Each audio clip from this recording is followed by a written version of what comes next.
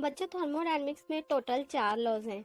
Zeroth law, first law, second law और third law of thermodynamics.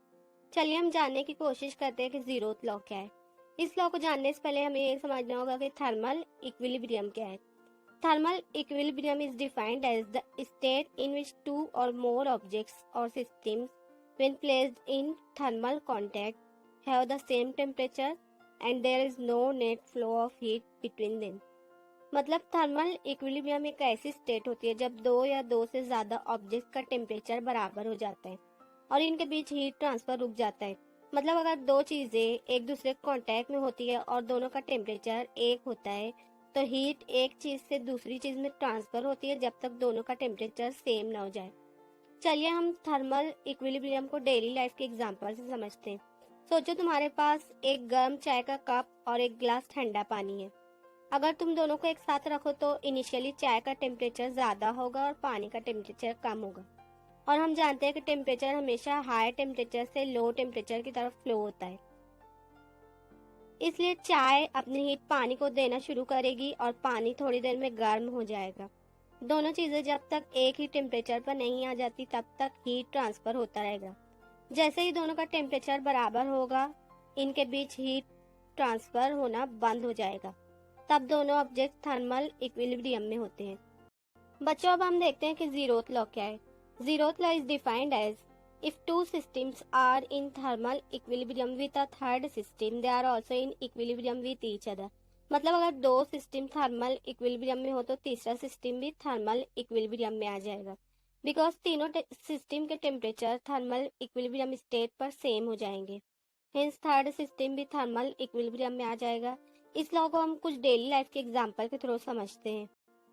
First example है, अगर हम एक कप गर्म कॉफी का टेबल पर रख दे तो क्या होगा। आप देखेंगे कुछ टाइम बाद कॉफी ठंडी हो जाएगी और कॉफी का टेम्परेचर रूम टेम्परेचर के बराबर हो जाएगा। कंसिडर यहाँ पर रूम सिस्टम ए है, कॉफी का खाली कप सिस्टम बी है और लिक्विड कॉफी सिस्टम सी है। कुछ टाइम बाद जब कॉफी ठंडी हो गई तब सिस्टम ए, सिस्टम बी और सिस्टम सी तीनों को टेम्परेचर इक्वल हो गए, मतलब तीनों थर्मल इक्विलिब्रियम में आ गए। सेकंड एग्जांपल है, अगर हम एक बाउल भरकर टमाटर और एक कंटेनर भरकर भिंडी को रेफ्रिजरेटर में रख दे तो क्या होगा। आप देखेंगे कुछ टाइम बाद भिंडी और टमाटर ठंडे हो जाएंगे और वेजिटेबल्स का टेम्परेचर रेफ्रिजरेटर की एयर के टेम्परेचर के इक्वल हो जाएगा। कंसिडर यहाँ पर रेफ्रिजरेटर सिस्टम ए है, भिंडी से भरा कंटेनर सिस्टम बी है और टमाटर से भरा बाउल सिस्टम सी है। कुछ टाइम बाद जब वेजिटेबल्स ठंडी हो जाएंगी तब सिस्टम ए, सिस्टम बी और सिस्टम सी तीनों को टेम्परेचर इक्वल हो जाएंगे, मतलब तीनों थर्मल इक्विलिब्रियम में आ जाएंगे। बच्चों थर्ड एग्जांपल है, अगर हम एक बीकर में आइस ले और एक बीकर में हॉट वाटर लेकर दोनों बीकर्स को टेबल पर रख दे तो क्या होगा। आप देखेंगे कुछ टाइम बाद आइस मेल्ट हो जाएगा और हॉट वाटर कूल हो जाएगा और दोनों बीकर्स के वाटर का टेम्परेचर और रूम टेम्परेचर इक्वल हो जाएंगे। कंसिडर यहाँ पर रूम सिस्टम ए है, आइस का बीकर सिस्टम सी है और हॉट वाटर का बीकर सिस्टम सी है। जब आइस मेल्ट हो जाएगा और हॉट वाटर कूल हो जाएगा तब सिस्टम ए, सिस्टम बी और सिस्टम सी तीनों का टेम्परेचर इक्वल हो जाएंगे, मतलब तीनों थर्मल इक्विलिब्रियम में आ जाएंगे। Now let's see mathematical expression for zeroth law of thermodynamics. Consider अगर सिस्टम ए और बी एक थर्ड सिस्टम सी के साथ इक्विलिब्रियम में हो तो फिर सिस्टम बी और सी भी थर्मल इक्विलिब्रियम में होंगे। इस लॉ को मैथमेटिकली इस तरह से एक्सप्रेस किया जाता है, अगर T A equal to T B है और T A equal to T C है तो T B equal to T C होगा। मतलब यहाँ पर टी ए सिस्टम ए का टेम्परेचर है, टी बी सिस्टम बी का टेम्परेचर है और टी सी सिस्टम सी का टेम्परेचर है। बच्चों first law of thermodynamics different statement पर बेस्ड है। इसकी फर्स्ट स्टेटमेंट है, energy can neither be created nor be destroyed. मतलब एनर्जी ना ही बनाई जा सकती है ना ही डिस्ट्रॉय की जा सकती है। हाँ, ये एक फॉर्म से दूसरे फॉर्म में कन्वर्ट हो सकती है। फॉर एग्जाम्पल सूरज से हमें जो लाइट मिलती है उस लाइट को ट्रीज केमिकल एनर्जी में कन्वर्ट करके स्टोर कर लेते हैं। इसी तरह हम जो खाना खाते हैं उसमें मौजूद केमिकल एनर्जी हमारी बॉडी में स्टोर हो जाती है। फिर जब हम कोई वर्क करते हैं तो यही केमिकल एनर्जी मैकेनिकल एनर्जी में कन्वर्ट हो जाती है। फर्स्ट लॉ की सेकंड स्टेटमेंट है, the total energy of an isolated system remains constant. Means एक आइसोलेटेड सिस्टम की एनर्जी हमेशा कांस्टेंट होती है। आइसोलेटेड सिस्टम ऐसा सिस्टम है जो अपने अतराफ के इन्वायरमेंट से पूरी तरह अलग रहता है। इस एग्जांपल है थर्मास फ्लास्क। अगर थर्मास फ्लास्क परफेक्ट हो तो उसमें रखी चाय का टेम्परेचर कांस्टेंट रहता है, बिकॉज फ्लास्क के अंदर एनर्जी मतलब हीट ना अंदर आएगी और ना ही फ्लास्क के अंदर से मैटर मतलब भाप ना बाहर जाएगी। इसका मतलब एनर्जी ना तो किसी और फॉर्म में कन्वर्ट होती है और ना ही किसी और चीज से इंटरैक्ट होती है। इस वजह से सिस्टम की टोटल एनर्जी कांस्टेंट रहती है। फर्स्ट लॉ की थर्ड स्टेटमेंट है when certain quantity of energy disappears and exactly another amount of energies appear. मतलब अगर एक सिस्टम में कुछ अमाउंट में एनर्जी डिसअपियर होती है तो एग्जैक्ट उतने ही अमाउंट में दूसरी एनर्जी अपीयर हो जाती है। इसकी बहुत सारी एग्जांपल्स हैं, जैसे कि ऊंचाई पर जमाशुदा पानी रुका हुआ होता है। इस वजह से जमाशुदा पानी में पोटेंशियल एनर्जी होती है।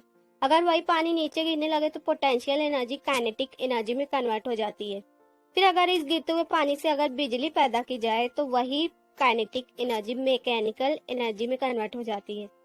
इसी तरह अगर एक ट्री पर एप्पल लगा हुआ हो तो इस एप्पल में पोटेंशियल एनर्जी स्टोर होगी, लेकिन जैसे ही वो एप्पल नीचे गिरेगा वही पोटेंशियल एनर्जी काइनेटिक एनर्जी में कन्वर्ट हो जाएगी। नेक्स्ट एग्जांपल है जब फैन रन करता है तब फैन में भी इलेक्ट्रिकल एनर्जी मैकेनिकल एनर्जी में कन्वर्ट होती है, जिसकी वजह से फैन घूमता है। बच्चों फर्स्ट लॉ की फोर्थ स्टेटमेंट है not possible for any machine to produce work without consuming energy. मतलब कोई भी मशीन बगैर एनर्जी खर्च किए काम नहीं कर सकती। फॉर एग्जाम्पल एक साइकिल एक टाइप की सिंपल मशीन है। जब एक लड़का साइकिल चलाता है तब वो पैडल को हरकत देता है। पैडल को मूव करने के लिए लड़के ने अपनी स्टोर्ड एनर्जी यूज की जो उसे फूड से मिली थी। पैडल को घुमाते ही ये केमिकल एनर्जी मैकेनिकल एनर्जी में कन्वर्ट हो जाती है। जब लड़का साइकिल चला रहा होता है तब साइकिल के पहिए या व्हील को फ्रिक्शन मतलब रगड़ और एयर रेजिस्टेंट मतलब हवा की मुजाहिमत का भी सामना होता है। इन दोनों फोर्सेस पर काबू पाने के लिए मुसलसल एनर्जी रिक्वायर्ड होती है। अगर लड़का पैडल चलाना बंद कर दे तो साइकिल आहिस्ता आहिस्ता रुक जाएगी, क्योंकि रगड़ और हवा की मुजाहिमत उसे रोक देगी। इसका मतलब है साइकिल को आगे बढ़ाने का काम लड़के के पैडल चलाने की वजह से होता है। मीन्स लड़के के एनर्जी फराहम करने पर काम हो रहा है। अगर लड़का एनर्जी यूज ना करे तो हवा और रगड़ पर काबू पाने के लिए कोई एनर्जी दरकार नहीं होगी और साइकिल भी हरकत नहीं कर पाएगी। इसलिए एक साइकिल को चलाने के काम सिर्फ इसी सूरत में मुमकिन है जब एनर्जी खर्च की जाए। एनर्जी सप्लाई के बगैर साइकिल अपनी जगह पर खड़ी रहेगी।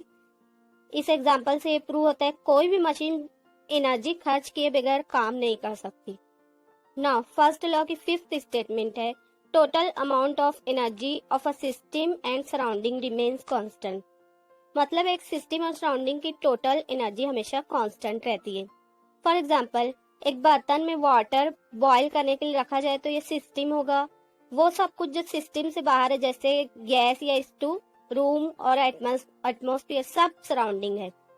जब वाटर को बॉईल किया जाता है तब गैस में जो केमिकल एनर्जी स्टोर होती है वो थर्मल एनर्जी में कन्वर्ट हो जाती है। थर्मल एनर्जी पानी को हीट करती है, जिसकी वजह से वाटर मॉलिक्यूल्स की काइनेटिक एनर्जी बढ़ जाती है। मॉलिक्यूल्स तेजी से घूमने लगते हैं और उनका वाइब्रेशन बढ़ जाता है।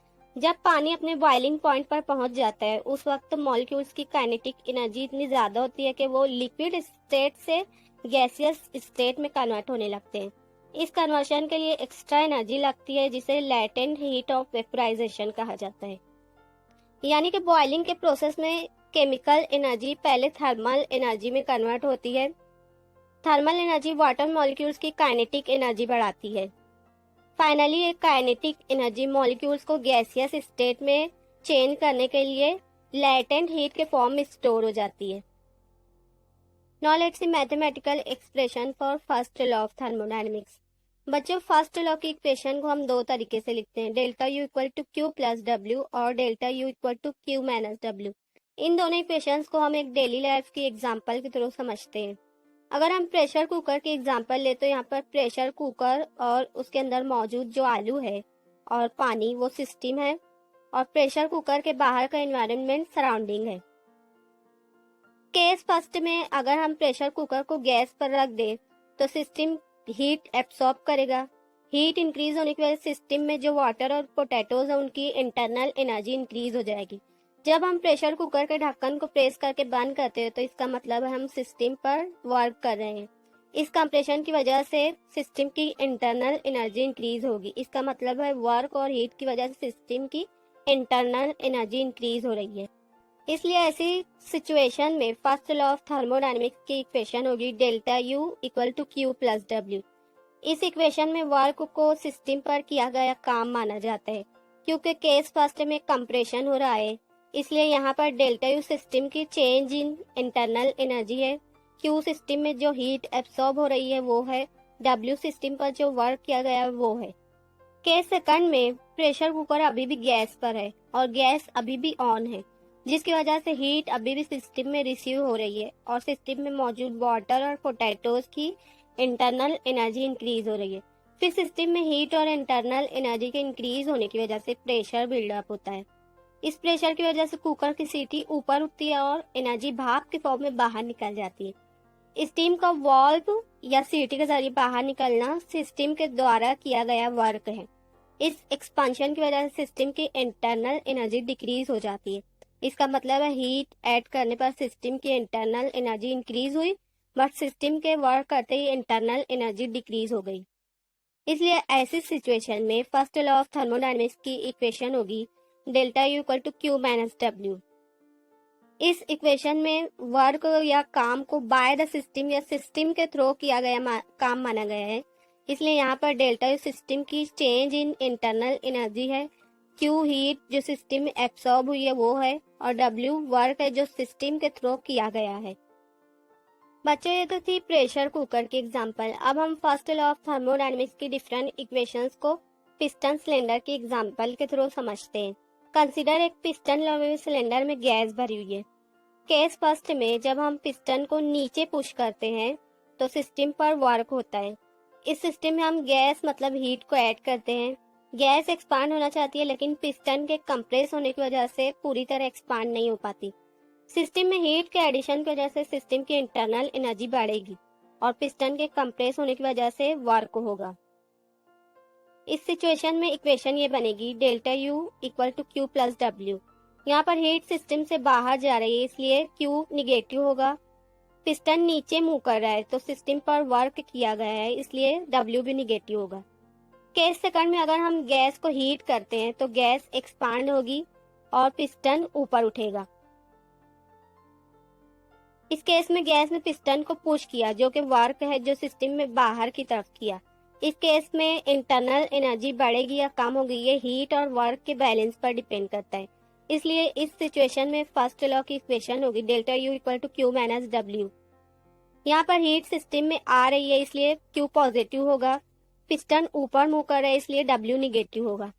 इसलिए अगर हम साइन कन्वेंशन की बात करें तो अगर हम हीट की बात करें जब सिस्टम में हीट एब्सॉर्ब होगी तो क्यू की वैल्यू पॉजिटिव होगी और जब हीट सिस्टम से बाहर रिलीज होगी तो क्यू की वैल्यू निगेटिव होगी। अगर हम वर्क की बात करें तो जब सिस्टम के द्वारा वर्क होगा तो डब्ल्यू की वैल्यू पॉजिटिव होगी और जब सिस्टम के ऊपर हम वर्क करेंगे तो डब्ल्यू की वैल्यू निगेटिव होगी।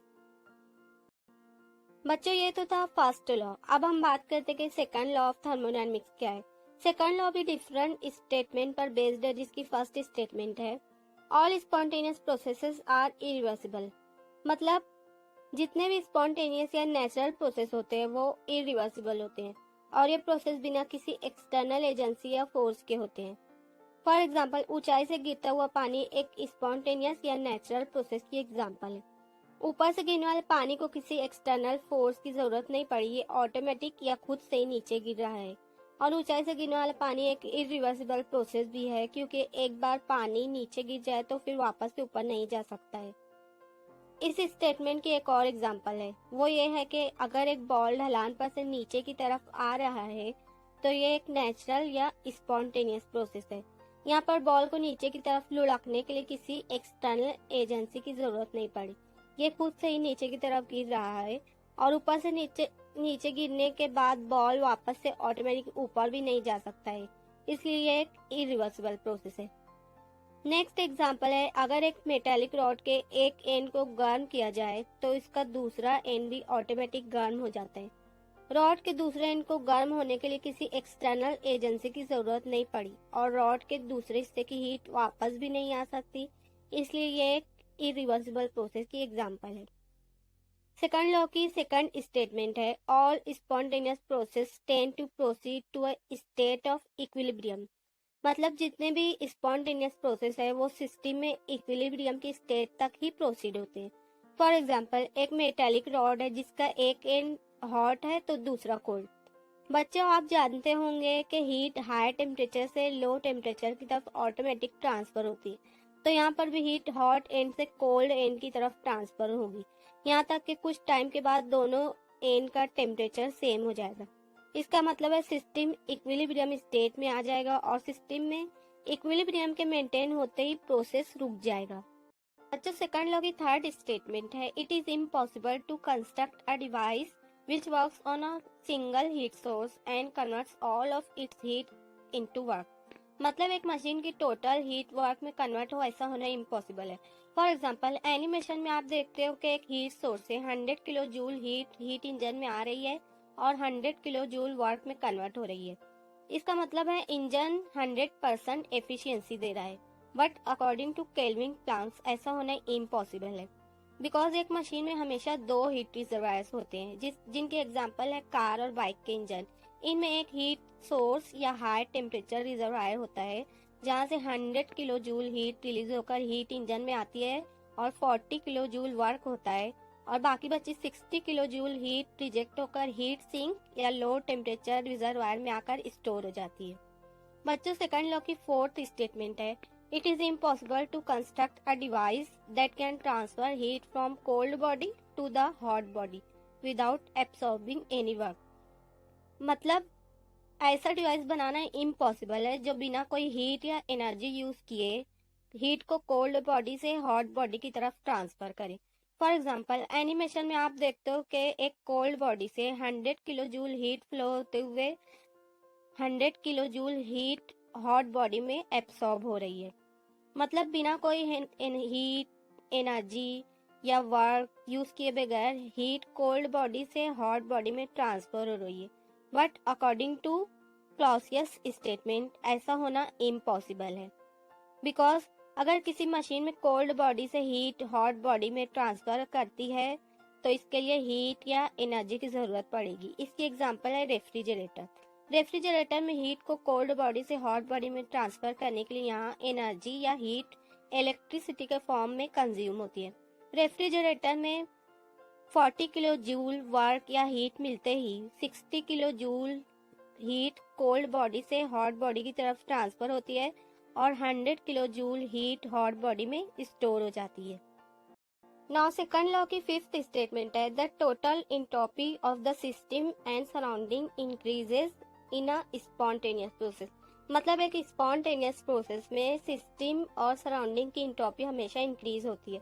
For example, you know that ice का मेल्ट होना एक स्पॉन्टेनियस प्रोसेस है और आइस के मेल्ट होने पर आइस के मॉलिक्यूल्स डिस्टर्ब होकर फ्रीली मूवमेंट करने लगते हैं।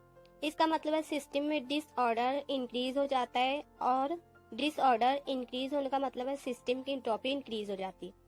सिस्टम की एंट्रोपी इंक्रीज हुई मतलब सराउंडिंग की एंट्रोपी भी इंक्रीज हुई, इसलिए यूनिवर्स की टोटल एंट्रोपी इंक्रीज हो गई। Now let's see mathematical expression for second law of thermodynamics. बच्चों, सेकंड लॉ के लिए तीन मेन इक्वेशंस है जिनमें फर्स्ट इक्वेशन हीट, टेम्परेचर और एंट्रोपी के रिलेशनशिप पर बेस्ड है। इक्वेशन है ds equal to D Q reversible divided by T. ये इक्वेशन तब अप्लाई होती है जब प्रोसेस रिवर्सिबल हो। यहाँ पर ds सिस्टम की चेंज इन एंट्रोपी है, डी क्यू रिवर्सिबल सिस्टम में जो हीट ट्रांसफर हो रही है उसका अमाउंट है, टी सिस्टम का वो टेम्परेचर है जिस पर हीट सिस्टम में ट्रांसफर हो रही है। सेकंड लॉ की सेकंड मैथमेटिकल इक्वेशन है delta S universe greater than और इक्वल टू 0। इस इक्वेशन में डेल्टा एस यूनिवर्स की टोटल एंट्रोपी है। बच्चों, ये इक्वेशन शो करती है कि पूरे यूनिवर्स की टोटल एंट्रोपी हमेशा इंक्रीज होती है या फिर सेम रहती है अगर प्रोसेस स्पॉन्टेनियस हो। इस प्रोसेस में एंट्रोपी कभी डिक्रीज नहीं होती। बच्चों, सेकंड लॉ की थर्ड मैथमेटिकल इक्वेशन है delta S universe equal to delta S total equal to delta S system plus delta S surrounding. यहाँ पर डेल्टा एस सिस्टम, सिस्टम की चेंज इन इंट्रोपी है। डेल्टा एस सराउंडिंग, सराउंडिंग की change in entropy है। Delta S total, system और surrounding की total change in entropy है। बच्चों ये क्वेश्चन शो करती है कि पूरे यूनिवर्स की इंट्रोपी सिस्टम और सराउंडिंग की इंट्रोपीज को कंबाइन करने पर मिलती है। इसलिए अगर delta S universe greater than 0 तो प्रोसेस स्पॉन्टेनियस होगा। ऐसा क्यों होगा, इसे हम एक एग्जाम्पल के थ्रू समझते हैं।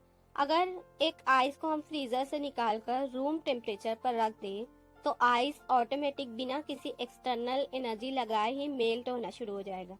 इसलिए आइस का मेल्ट होना एक स्पॉन्टेनियस प्रोसेस है।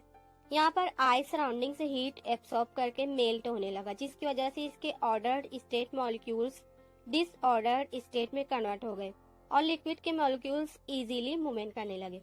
और यू नो दैट मॉलिक्यूल्स का डिसऑर्डर या रैंडमनेस इंक्रीज होने का मतलब है कि सिस्टम की इंट्रोपी इंक्रीज हुई, और सिस्टम की इंट्रोपी इंक्रीज हुई मतलब सराउंडिंग की इंट्रोपी भी इंक्रीज हुई। देन सिस्टम और सराउंडिंग की इंट्रोपी इंक्रीज होने पर यूनिवर्स की टोटल इंट्रोपी भी इंक्रीज हो गई। इसलिए यहाँ पर delta S universe greater than 0 होगा।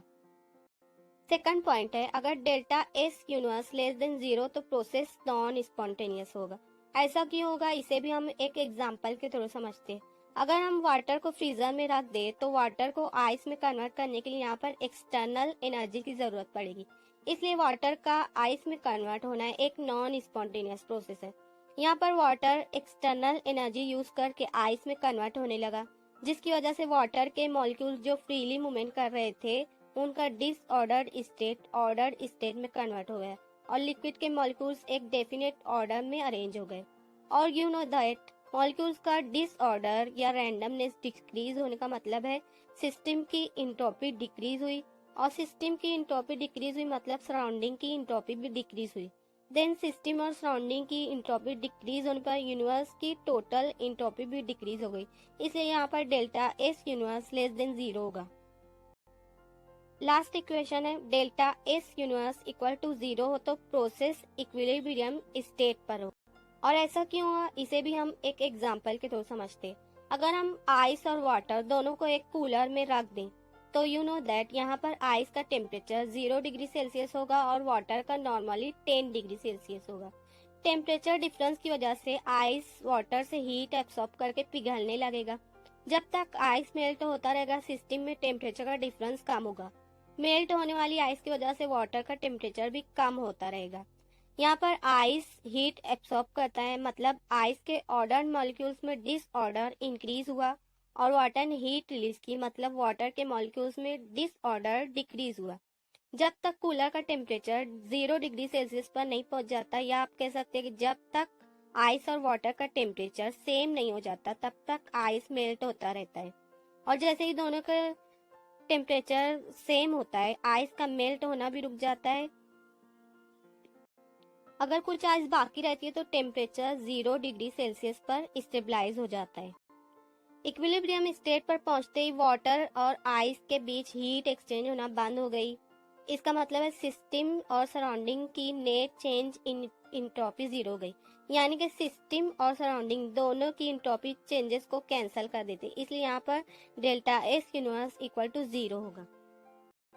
बच्चों, एक German scientist Walter Hermann Nernst ने थर्ड लॉ ऑफ थर्मोडायनेमिक्स को प्रपोज किया।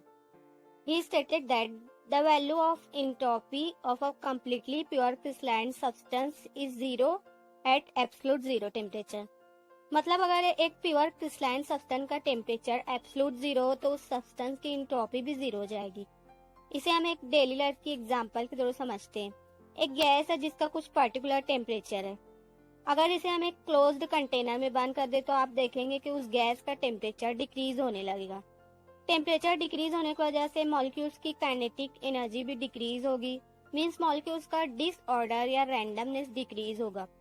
और डिसऑर्डर डिक्रीज हुआ मतलब गैस की एंट्रोपी भी डिक्रीज हुई। कुछ टाइम बाद गैस का टेम्परेचर कम होते होते 0 डिग्री हो जाएगा, मींस काइनेटिक एनर्जी 0 हो जाएगी। फिर काइनेटिक एनर्जी 0 होने की वजह से मॉलिक्यूल्स मूवमेंट नहीं कर पाएंगे मतलब मॉलिक्यूल्स फ्रीज्ड हो जाएंगे। मॉलिक्यूल्स फ्रीज्ड हो गए मतलब गैस की एंट्रोपी भी 0 हो गई। इस एग्जांपल से ये प्रूव होता है कि एब्सोल्यूट 0 टेम्परेचर पर एक परफेक्ट क्रिस्टल की एंट्रोपी भी 0 हो जाती है। इस प्रोसेस के थ्रू हाइड्रोजन, हेलियम और ऑक्सीजन गैस को सॉलिड में कन्वर्ट किया जाता है। इसलिए थर्ड लॉ ऑफ थर्मोडायनेमिक्स का फॉर्मूला होगा S minus S0 equal to KB ln omega. यहाँ पर S सिस्टम की इंट्रोपी है, S0 इनिशियल इंट्रोपी है, KB बोल्ट्जमैन कांस्टेंट है और omega total number of microstate है। अब आप सोच रहे होंगे कि माइक्रोस्टेट क्या है। अगर हम किसी सिस्टम के पार्टिकल की बात करें तो उसके पोजीशन और मोमेंटम, या आप वेलोसिटी या स्पीड कह सकते हैं, पोजीशन और मोमेंटम के हर कॉम्बिनेशन को माइक्रोस्टेट कंसीडर किया जाता है। इसे भी हम एक एग्जांपल के थ्रू समझते हैं। अगर एक गैस के मॉलिक्यूल्स एक कंटेनर में बंद हो तो हर एटम की पोजीशन और मोमेंटम अलग हो सकती है। हर पॉसिबल पोजीशन और वेलोसिटी के कॉम्बिनेशन को हम माइक्रोस्टेट कहेंगे। तो बच्चों, अगर एक सब्सटेंस परफेक्टली क्रिस्टलाइन होगा तो उसकी टोटल नंबर ऑफ माइक्रोस्टेट 1 होगी।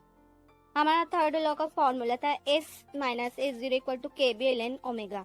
अगर ओमेगा 1 है तो इक्वेशन हो जाएगी S minus S0 equal to KB ln 1। यहाँ पर बोल्ट्जमैन कांस्टेंट की वैल्यू है 1.38069 इंटू 10⁻⁻23 इंटू 1। बिकॉज लॉग 1 हमेशा 0 होता है, इसलिए S minus S0 equal to 0 होगा। इसलिए अगर हम इनिशियल इंट्रोपी को 0 कंसिडर करें तो S मींस इंट्रोपी की वैल्यू को हम कैलकुलेट कर सकते हैं। इसलिए from above equation we get S minus 0 equal to 0, therefore S equal to 0।